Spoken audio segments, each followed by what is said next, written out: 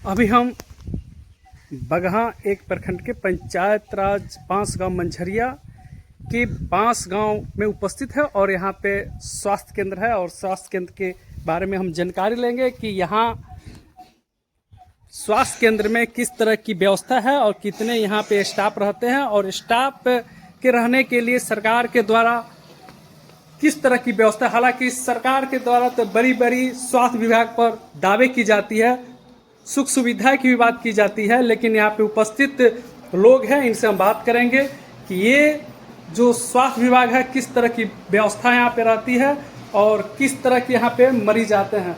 हाँ सर, क्या नाम हुआ आपका? ये मेरा नाम तानवीर है। मैं यहाँ इस स्वास्थ्य केंद्र पर सीएचओ के रूप में पिछले कई सालों से कार्यरत हूँ।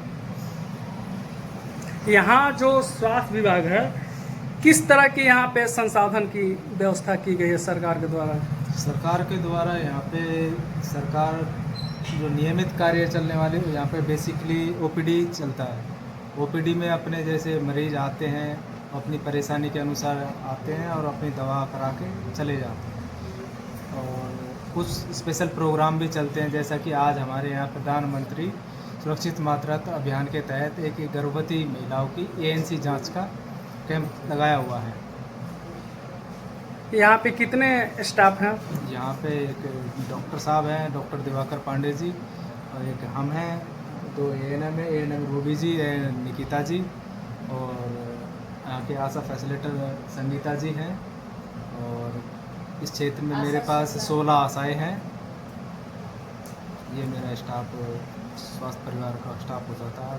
और यहाँ पे व्यवस्था में क्या, जैसे चापाकल, शौचालय या और स्टाफ के रहने के लिए कोई व्यवस्था? नहीं, यहाँ पे हमको सरकार के द्वारा जो आवंटित है केवल एक ये भवन ही है, जो भी एक ही कमरे का है।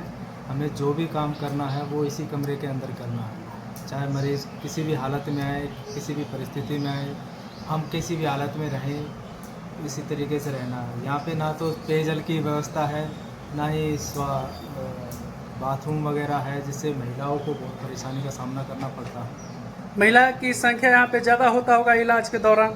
हाँ, ज़्यादातर हमारे यहाँ देखा जाता है महिलाओं की ओपीडी ज़्यादा रहती है।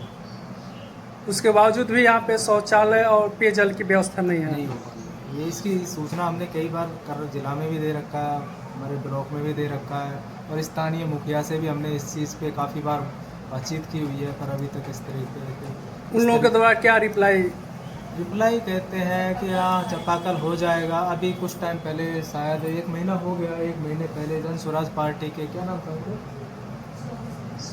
सोनू जी आए थे, तो वो चापाकल अपनी साइड से देखे गए थे, लेकिन अभी वो इंस्टॉल नहीं हुआ है। वो अभी रखा हुआ है, इंस्टॉलमेंट नहीं हुआ है उसका।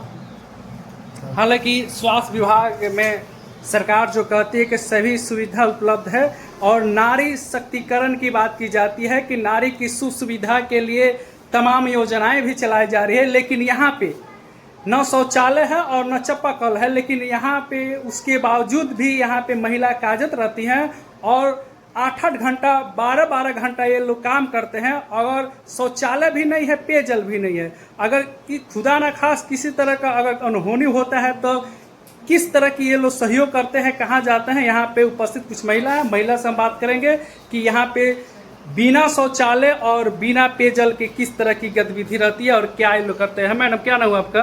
मेरा नाम रूबी कुमारी है नाम जी। यहाँ आपके यहाँ शौचालय और चापाकल नहीं है, इस पे क्या कहना चाहिएगा?